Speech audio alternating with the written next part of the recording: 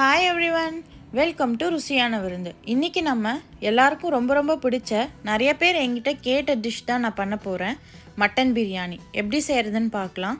இன்னைக்கு நான் 600 gram mutton எடுத்திருக்கேன். 1/2 கிலோக்கும் கொஞ்சம் கூட. இப்போ இதில் 1 டேபிள் ஸ்பூன் இஞ்சி பூண்டு விழுது, 2 பச்சை மிளகாய் நான் கீரி சேர்க்கல, அப்படியே முழுசாக சேர்த்துருக்கேன். 1/4 டீஸ்பூன் மிளகுத்தூள், 1/4 டீஸ்பூன் வெறும் மிளகாய்த்தூள், 1 டேபிள் ஸ்பூன் அளவுக்கு மட்டன் குழம்பு மசாலான்னு இருக்கும்ல அது சேர்த்துருக்கேன்.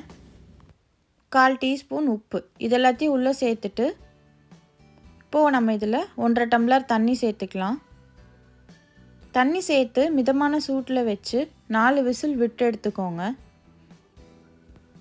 இப்போது நீங்கள் பிரியாணி எதில் செய்வீங்களோ அந்த பாத்திரம் வச்சு சூடானோடனே 1 டேபிள் ஸ்பூன் எண்ணெய், 1.5 டீஸ்பூன் நெய் சேர்த்துட்டு இப்போ இதில் ஒரு பிரியாணி இலை, 2 ஏலக்காய், 2 லவங்கம், 2 பட்டை, 1 அன்னாச்சி பூ, 1 மராத்தி முக்கு, 1 ஜாதி பத்திரி, 1 கல்பாசி இதெல்லாத்தையும் சேர்த்து நல்லா பொரியட்டும். இப்போ இதில் 1 டீஸ்பூன் சோம்பு, 1/4 டீஸ்பூன் கசகசா, 1/2 டீஸ்பூன் ஷாஹி ஜீரா. இது ஜீரகம் மாதிரியே சின்னதாக இருக்கும், டிபார்ட்மெண்டல் ஸ்டோர்ஸில் கிடைக்கும். இப்போ இதெல்லாம் நல்லா பொரிஞ்சதுக்கப்புறமா வெங்காயத்தை உள்ளே சேர்த்துக்கலாம். நான் இன்றைக்கி 2 மீடியம் சைஸ் வெங்காயத்தை இந்த மாதிரி மெலிசாக வெட்டி சேர்த்துருக்கேன். இது நல்லா ஒரு 10 நிமிஷம் வதங்கட்டும். இப்போ இந்த அளவுக்கு வதங்கி வந்ததுக்கப்புறம் இதில் நான் 8 பச்சை மிளகாய் சேர்க்குறேன். 4 கீரி சேர்த்துருக்கேன், 4 முழுசாக சேர்த்துருக்கேன். உங்களுக்கு காரம் கம்மியாக கொஞ்சம் ஃப்ளேவராக நல்லாயிருக்கும். இப்போ இதில் 2 டேபிள் ஸ்பூன் இஞ்சி பூண்டு பேஸ்ட்டு சேர்த்து பச்சை வாசனை போகிறது வரைக்கும் நல்லா வதக்கிக்கோங்க.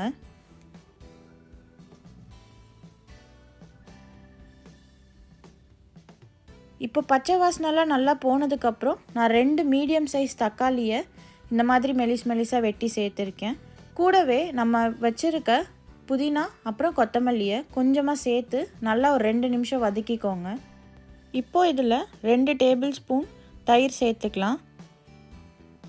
2 டீஸ்பூன் மிளகாய்த்தூள், உங்கள் காரத்துக்கு ஏற்ற மாதிரி நீங்கள் சேர்த்துக்கோங்க. தேவையான அளவுக்கு உப்பு. இதெல்லாத்தையும் சேர்த்து கலந்து விட்டு ஒரு 5 நிமிஷம் இதெல்லாமே நல்லா வேகட்டும் இருக்கட்டும். இப்போ 5 நிமிஷம் இதெல்லாம் நல்லா வெந்து பேஸ்ட் மாதிரி ரெடியாகிருக்கு. இப்போது நம்ம வேக வச்சு எடுத்துருக்க மட்டனை உள்ளே சேர்த்துக்கலாம். இந்த ஸ்டேஜில் கொஞ்சம் கொத்தமல்லி இலை, கொஞ்சம் புதினா இலை சேர்த்து இதெல்லாத்தையும் நல்லா கலந்து விட்டு ஒரு 5 நிமிஷம் இதெல்லாத்தையும் நல்லா வேக வச்சுக்கோங்க. இந்த மாதிரி வேக வைக்கிறப்போ நமக்கு மசாலாலாம் நல்லா உள்ளே இறங்கி சாப்பிட்றப்போ நல்லா சூப்பராக இருக்கும். இப்போ இது எல்லாமே நல்லா வெந்து ரெடியாகிருக்கு. இப்போது நம்ம வச்சுருக்க தண்ணியை உள்ளே சேர்த்துக்கலாம். நான் 1.5 கிளாஸ் அரிசிக்கு 1.5 கிளாஸ் தண்ணி எடுத்திருக்கேன். இப்போ இது எல்லாத்தையும் நல்லா கலந்து விட்டு நல்லா கொதி வர வரைக்கும் விட்டுருங்க. உப்பு காரம் எல்லாமே இந்த ஸ்டேஜ்லேயே பார்த்துக்கோங்க. இப்போது இந்த மாதிரி நல்லா கொதித்ததும் நம்ம வச்சுருக்க அரிசியை உள்ளே சேர்த்துக்கலாம். நான் அரிசியை 30லேருந்து 45 நிமிஷம் வரைக்கும் நல்லா ஊற வச்சு எடுத்திருக்கேன். எவ்வளோக்கு எவ்வளோ ஊறுதோ அவ்வளோக்கு அவ்வளோ அரிசி நமக்கு நீட்டமாக வரும். இப்போது எலுமிச்சைப்பழத்தோட சாறு சேர்த்துட்டு கொஞ்சமாக புதினா கொத்தமல்லி இலை சேர்த்து இப்போ இதை கரெக்டாக 5 நிமிஷம் ஹை ஃப்ளேமில் வச்சு வேக வைங்க. இப்போ 5 நிமிஷத்துக்கு அப்புறமா 80% நல்லா குக் ஆகிடுச்சு. இப்போது இந்த ஸ்டேஜில் அடுப்பை ஆஃப் பண்ணிவிட்டு நம்ம தம்மில் போட்டுக்கலாம். நான் கலர் சேர்க்குறேன், நீங்கள் சேர்க்கலனாலும் பரவாயில்ல.